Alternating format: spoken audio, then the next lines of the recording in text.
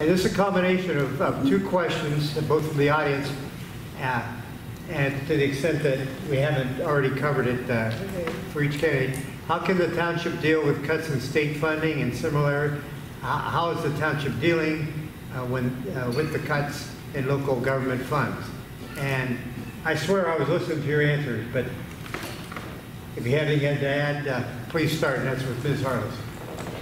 Yes, actually, in regards to state funding and the cuts, the most we can do is just, instead of bringing, if we can't get more development in, we're going to have a problem with that. We need to really work with the city. We really need to do with our work with our county officials. They, all the other panelists have talked about collaboration. It is a very big deal, because if we don't have collaboration with other people, we're not going to succeed or be more successful as a township. We are going to be at a stalemate, and to continue our success, we need to be able to build that relationship.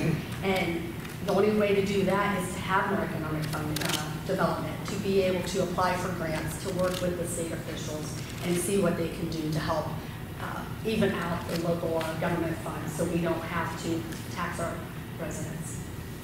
Okay, thank you. Mr. Saber? I already alluded earlier to what I think is the starting point for state funding, and that is to create a collaborative amongst a lot of the political subdivisions that are all suffering from the same thing, that cut in local government funding. And the state taxes are basically gone. So all local governments used to rely on what they believed to be free money, because it just was one of those things you didn't have to go to the taxpayer and ask for. But when we're kicking around all this levy information, levies are complicated in terms of how they're done. And another piece of legislation that I believe needs to be done is that when a levy is passed, there needs to be an automatic mechanism that the amount of money that the levy brings in when it was initially voted on continues to grow with development and the economic development. In other words, I have 30 seconds to get this out.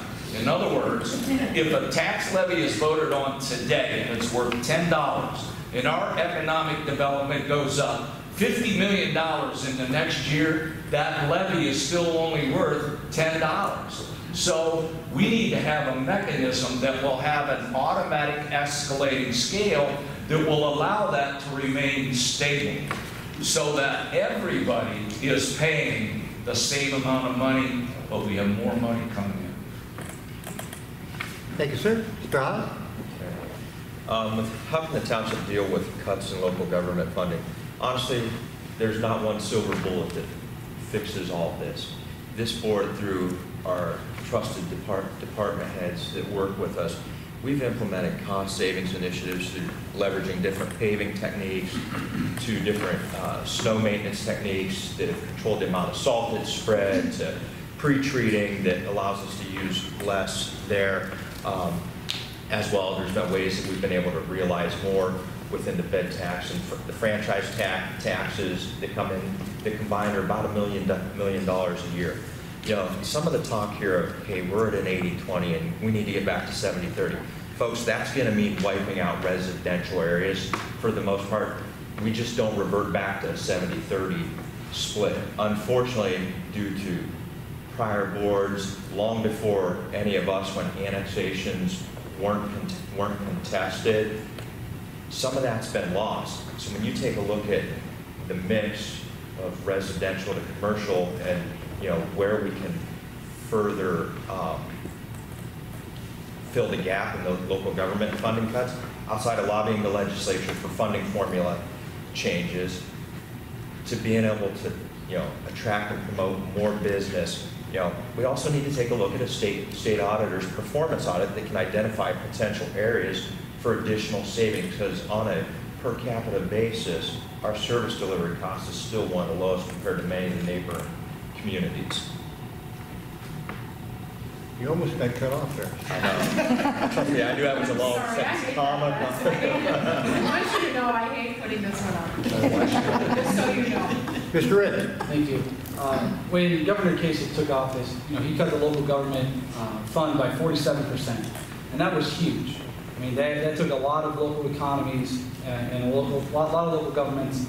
It hit them hard, and Plain Township wasn't exempt from that, which is, I believe, a number of reasons that we passed all of these recent levies.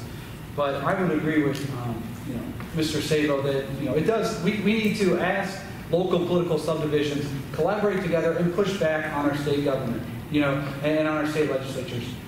We need to tell them that it wasn't okay when they did that, and we need to start making changes at a state level with that.